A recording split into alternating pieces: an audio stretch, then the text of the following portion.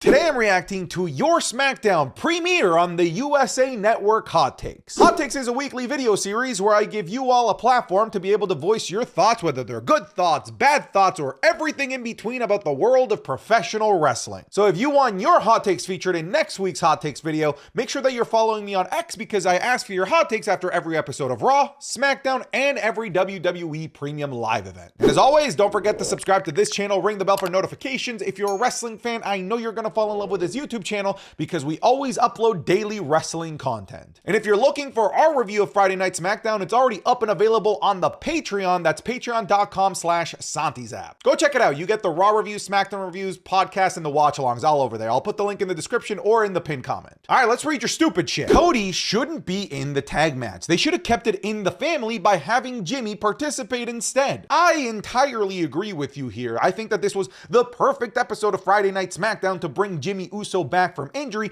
not only because it was a big episode of SmackDown, premiere episode on a brand new network, but because this was, like in the good old days, an episode of SmackDown that was almost entirely dominated by the Bloodline narrative. On top of that, they give us the perfect segue for it to be the return of Jimmy Uso, with Cody Rhodes turning down even the idea of being on the same team with Roman Reigns, as he said that he was done with the Bloodline, that they were Roman Reigns' problem, not his anymore. And that sort of felt like a natural conclusion, at the very least, for the foreseeable future of Cody Rhodes and the Bloodline, considering he beat Solo Sikoa in a fantastic and clean cage match. So to me, it was perfect. It was the perfect transition to involve Jimmy Uso back into this storyline and give Roman Reigns, the original tribal chief, his original member of the Bloodline, back. But no, they're gonna run with a super team in Cody Rhodes and Roman Reigns, and that's obviously gonna be huge. That's obviously now going to be the main event of Bad Blood. Some of you wrote in about that, and we'll talk about that in just a second. I'm just having a hard time visualizing a better situation for Jimmy Uso to come back. Like, that was the perfect one. This is the greatest thing in the history of things, referring to Cody and Roman teaming up. It is kind of wild to think that the 1A and the 1B of the WWE are gonna be teaming up. It's been a really long time since we've had a super team of this caliber. Like, I have to think back, of course, to The Rock and Roman Reigns at WrestleMania 40, which in hindsight obviously isn't that long ago. But then before that, you got to think of like The Rock and Cena, Austin and Triple H. Like, these are the names and tag teams that we're having to compare these two uniting to. Whether I think it's the right call, it doesn't really matter. This is huge. This is enormous. This is going to be main event worthy. I really think that this completely usurps CM Punk and Drew McIntyre out of the main event scene entirely. I know that they're gonna do the will they, won't they be able to get along together. I'm sure that there'll probably be hiccups and miscommunications in the tag team match, but I'm gonna tell you right now, quick spoiler, they're fucking winning. Like, they're not losing at Bad Blood. The new SmackDown intro from the visual perspective is awesome, but can't speak for the song itself used for it. I agree, I think that the visuals were amazing, and I was kind of caught up in the moment of like, ooh, brand new shiny thing and song, and I didn't realize that I didn't really entirely love the song. And I don't think it's a good fit. I just don't think that rap goes well with wrestling in general. It typically never has. Wrestling just works better when it's like divorced dad rock. That's what I want to hear, like a Nickelback. We're going on tonight. Yeah. You know what I mean? Like, it needs to feel like I'm about to kick back on a Friday night because I got no friends and I got no spouse whatsoever. I'm divorced. The kids are at mom's place and now I'm about to watch some wrestling. That's the kind of music that we need for Raw and SmackDown. That solo match was his best match, not only on the main roster, but in his entire career so far. I was genuinely impressed that he felt like a star in that match. I agree. Like, 3/4 into the match, I was convinced. I'm like, this is not just Solo Sikoa's best work since becoming the tribal chief, but this is the best match of his career. And guess what? It's not even close. I cannot name you a close second. This match was incredible. This was, to me, the real coming out party from an in-ring perspective of Solo Sikoa. Because up until this point, I still struggled to really buy into Solo Sikoa as a main eventer. I think he had it nailed down from a character point of view. I really felt like his demeanor as this fake tribal chief worked really, really well. But every time it went into an actual match, I always felt underwhelmed by Solo Sikoa. But not in this match. He was was fantastic. He was brutal. His moves were fantastic. His timing was excellent. Everything that Solo did in this match was an A+ in my opinion. No. Oh, I remember this spot. Oh my God. Can you imagine? The making of a superstar right here. Oh yeah, dude. It's Oh yeah. Oh yeah. Is this? oh. That, folks, was a sneak peek of this week's Wrestling is Cool Match Club, which is available exclusively on patreon.com/SantiZap. This week, we'll be doing a watch-along of the WrestleMania 32 Intercontinental Championship ladder match. The greatest squash match of all time, Shawn Michaels versus Vince McMahon in a street fight at WrestleMania 22. Bianca Belair versus Sasha Banks at WrestleMania 37. The Boneyard match between AJ Styles and The Undertaker at WrestleMania 36. And one of the greatest matches of all time, Stone Cold Steve Austin versus Bret the Hitman Hart at WrestleMania 13. It's a little WrestleMania week this time. You can find these alongside the Raw review, SmackDown reviews, and the Wrestling is Cool podcast 3 days early all over on the Patreon. Once again, that's patreon.com/SantiZap. Come on over, give it a shot for 1 month. I think that you're really gonna like the offerings there. Just give it a shot, but back to the video. The new graphics are so fire. Yeah, they really went all out with the presentation and the new design and the new fresh car smell feel with SmackDown on the USA Network. Everything just felt fresh and new. Like you said, the graphics, I know people don't like the music, but then also their use of the 4K cameras, which was something that was traditionally only used in WWE premium live events, being part of the entrances and the championship match announcements were just genuinely brilliant. Not only that, but I love the fact that USA Network let WWE go overtime, kind of like what they do with NXT. It would have been a shame if that entire segment at the end was rushed. It already felt kind of rushed, so imagine it having like 6 minutes less. So I think overall, I feel like USA Network is going to be a good home for Friday Night SmackDown moving forward. I think for me, the big question looming is, will this become a 3-hour show? Because we already saw the first episode go overtime. One has to wonder, there's gotta be somebody at the USA Network saying, hey, we're losing 3 hours of premium programming with Monday Night Raw. We're losing 2 hours of premium programming with NXT. We need to start filling this up. We need to pump up these rookie numbers with some extra time with WWE programming, and maybe SmackDown will go to 3 hours. The fact that Austin Theory still hasn't turned babyface is getting kind of ridiculous. Not every storyline Triple H books requires 6+ months of buildup for the big moment to happen. Tonight could have been a perfect opportunity, and they still didn't do it. I was convinced that it was going to happen today. I truly, genuinely was, because it's just such a big episode. I really felt like all of the lead up of all of the clues of Austin Theory slowly starting to see that Grayson Waller is kind of a huge piece of shit was going to culminate on this episode in front of as many eyeballs as possible. It's weird because sometimes when they don't do anything with Austin Theory, I lose interest entirely. And then they give me a little bit of a hint that it could happen soon, then I'm right back in. So I'm in, out, hot, cold with Austin Theory's babyface turn. I keep trying to predict it. I keep trying to say, yes, this is when it's going to happen. And I keep being wrong and wrong time after time after time. So at this point, I'm done. Not done with the storyline.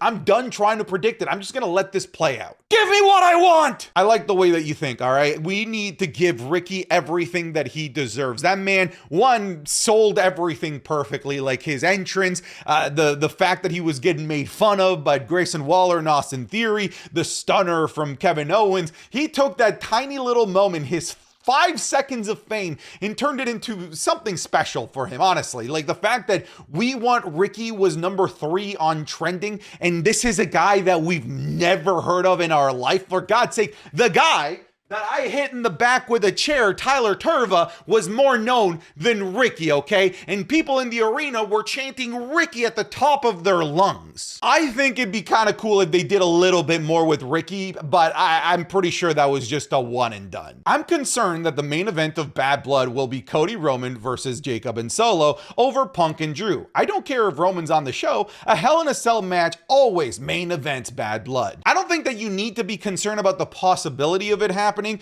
because you just need to be ready that it's going to happen. Roman and Cody are going to main event Bad Blood. This was, in my opinion, the only way that Cody Rhodes could get to the main event of the show, because any single storyline, unless it was against Randy or against Roman freaking Reigns himself or the final boss, The Rock, Hell in a Cell was going to main event over Cody Rhodes in his hometown, and that would have been a bad look for Cody. I don't know that it's necessarily a great look that the only way that he could get to the main event of this particular show on his home soil was by teaming up with a bigger star in Roman Reigns. Oh, and I know that that's going to create a ton of friction and fighting between the Cody fans and the Roman fans. You guys are both detestable fan bases and nobody likes you. Unfortunately, Hell in a Cell is not going to main event. It's just not. I also am of the mind that a Hell in a Cell match should be main eventing Bad Blood, like it has from the beginning of time, but it's just not going to happen. It can't happen. Roman will close the show. What if somehow the Wyatt Sicks get involved with Solo and his bloodline versus Roman and maybe help Roman at Survivor Series? I don't know how it would work, and it's highly unlikely it actually happens,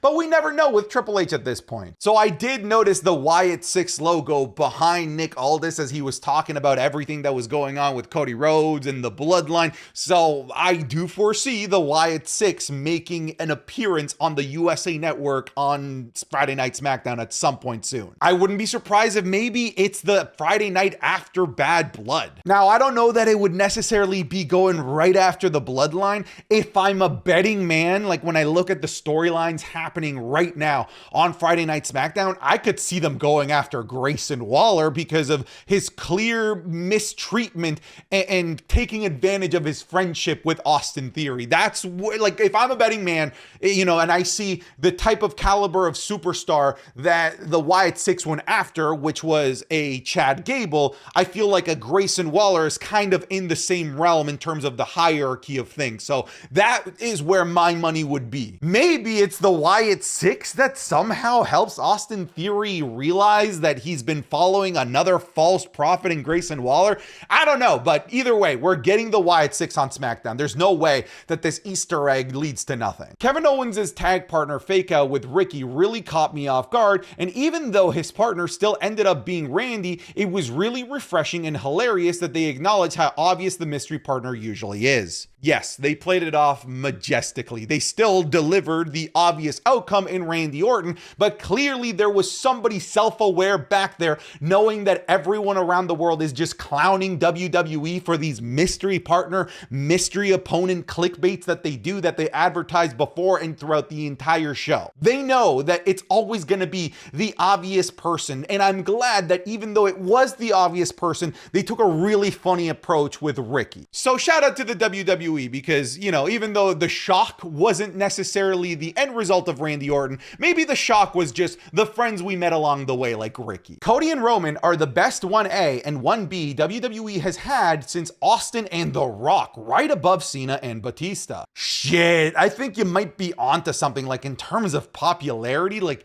I'm having a tough time finding an argument against this. If I'm trying to find an argument, I would say that the only argument here is that Roman Reigns isn't a full-time participant like Austin, Rock, and Cena and Batista were, but it doesn't matter because it's Roman freaking Reigns, dude. Like, we're talking about a Mount Rushmore guy in the history of the WWE now. Honestly, if you don't see that vision yet, then you're delusional. I am very curious who the crowd would root for if it were to be Roman versus Cody Rhodes Part 3 and they were both baby faces. I think that they would root for Roman. But in that moment when they were having a little stare down and about to have their little hug and become tag team partners, the crowd was chanting OTC and Cody Rhodes kind of in unison. But it's crazy that the WWE has these two giant uber mega baby faces and that they're both on the same show. It is kind of a blessing in disguise that Roman Reigns is part-time because it allows Cody Rhodes to be also a number one as well with the time that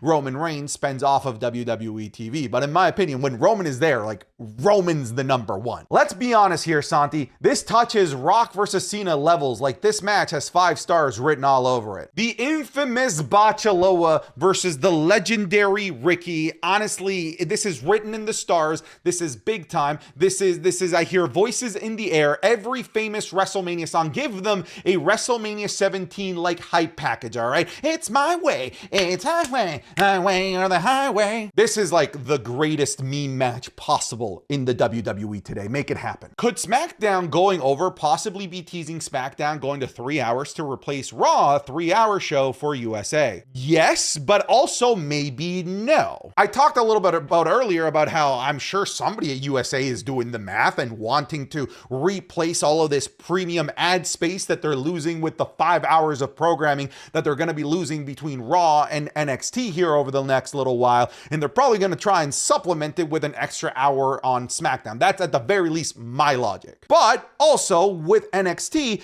USA routinely went over 10 minutes with NXT. So this isn't a brand new practice for the USA Network and WWE TV. That being said, when Raw was about to go over, they would always cut Raw off right then and there. That's why so many of you Americans miss Liv Morgan kissing Dominic Mysterio all of those months ago. But I do think that it's different for a 2-hour show to go slightly over than a 3-hour show to go slightly over. So if I were to guess, I would think that at the very least for a little while, they're going to treat SmackDown like NXT, where they give it that 10-minute buffer zone, so long as there's not something else super pressing that needs to start at 10 p.m. on a Friday, which I don't think is a hugely desired TV spot anyway. I'm pretty sure USA censored OTC chants for a couple of seconds, thinking they were, quote, holy shit chants. Yup, that 100% happened. I have the Canadian broadcast and they were chanting OTC, and I saw a ton of people in my Twitch chat saying LUSA,